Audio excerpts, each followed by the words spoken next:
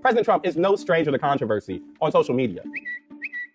But if there's one social media post that can help you understand what's happening right now, it's probably this one.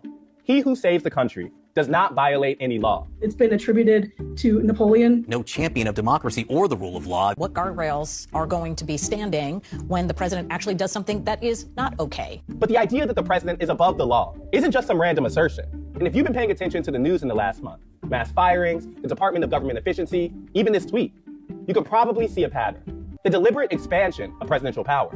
And at its heart, these four words. The unitary executive theory, an obscure legal theory that's key to understanding President Trump's second term and could soon find its way to the Supreme Court. So let's lay this out Schoolhouse Rock style. The United States Constitution establishes three branches of government: the legislative, or Congress, judicial, or the courts, and the executive, which is led by the president. And all three of these branches have their own powers, but they're also supposed to check one another. And a core tenet of American government has been that idea of checks and balances. The founders, having just fought a revolution against a king, did not want to create a new one. So throughout American history, whenever a president got a little too king-like, Congress and the courts imposed some limits on their power, like curbing the ability to hire and fire civil servants, or creating agencies in the executive that were shielded from the president's control, like the SEC or the Federal Reserve. But the unitary executive theory says no, that the Constitution intended to make the president all-powerful over the executive branch, and that limiting that power is actually going against the Constitution. But only the courts can determine whether this theory is valid, and that's long been a goal of the conservative movement. It's part of a project that starts in the Reagan administration. It's taken a long time for this to really accelerate. How central is this theory to understanding Trump's actions? Should we see his moves over the last couple weeks as deliberate? Oh, he is for sure setting up test cases. He knows exactly what he's doing. One of these cases has already made it to the Supreme Court. It's involving an agency you've probably never heard of. It's called the Office of Special Counsel. It's not the kind of special counsel prosecutors we think of.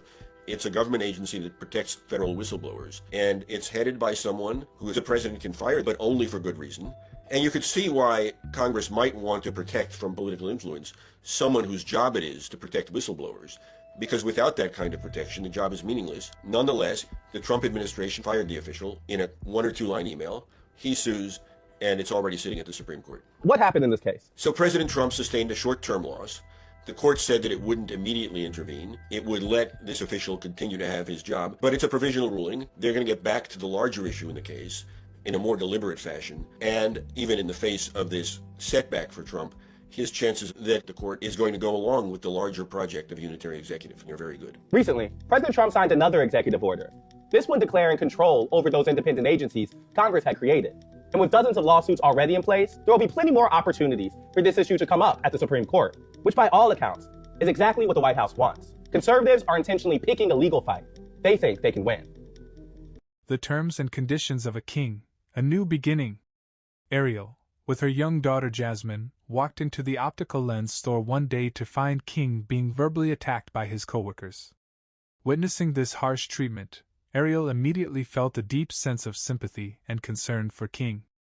She stepped in, offering support, which forged a strong bond of friendship between them. Over time, as their friendship blossomed, they began to share their personal lives and struggles. Eventually, they both discovered something astonishing. They had been connected for much longer than either realized. They had been meeting in a shared dreamscape, where they had formed a deep, unspoken connection.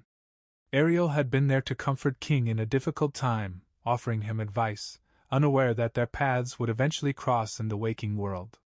This revelation deepened their bond, and they began to explore not only their growing friendship but also the strange, mystical connection they shared through their dreams. Get your digital copy today at lulubooks.com and experience the adventure in EPUB or PDF format. Make sure you have a compatible reader to dive into this unforgettable journey. Don't miss out, unlock the secrets, and let the story begin. Bella the Dog from Springfield, a tale of truth and transformation. In the small, charming town of Springfield, Ohio, lived a regal standard poodle named Bella. Bella belonged to Mrs. Vaughn Thursenberg, a well-known figure in the community, always polished, conservative in manner, but a lifelong Democrat. For years, she hosted elegant soirees, engaging in local politics, and treating her home like a kingdom. Bella had grown accustomed to a life of luxury, complete with fancy collars, custom bow ties, and an endless supply of treats from those who adored her. Recently, however, things had changed. Mrs. von Thursenberg had been watching a lot of Fox News, and it seemed to have swayed her thinking. For more, click tree link in profile.